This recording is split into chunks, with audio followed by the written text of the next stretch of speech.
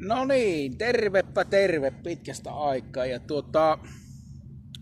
nyt olisi tämmönen originaalin uutuus Summer Mandarin, eli onko tämä niin kuin joku kesämandarini suomeksi, mikä tämä on? Minä olen kato kielimiehiä, voisi sanoa niin kuin näin. Mutta otetaanpas enemmittä puhetta, kun pyydettiin, että mahdollisimman vähän turhaa paskanjauhantaa ja mennään asiaan. Niin sieltä naks.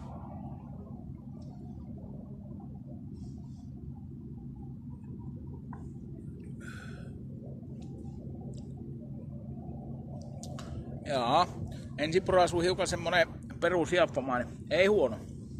Eikä tunnu ainakaan vielä, että olisi hirmu makkea. Tai tämmöiset parit suulliset, niin osaa sanoa paremmin.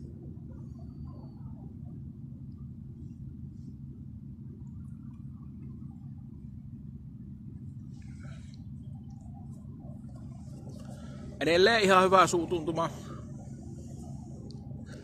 Sanoisin, että muutaman oluen jälkeen tälleen otettuna, niin ihan hyvä välijuoma. Raikas. Ensimmäiseksi tulee just se raikkaus. Tuolta puskee läpi.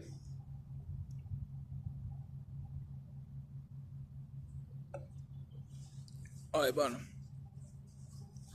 Mutta minä jatkan tämän maistelua ja saa laittaa kommenttia video alle ja omia kokemuksia ja ottako eri mieltä.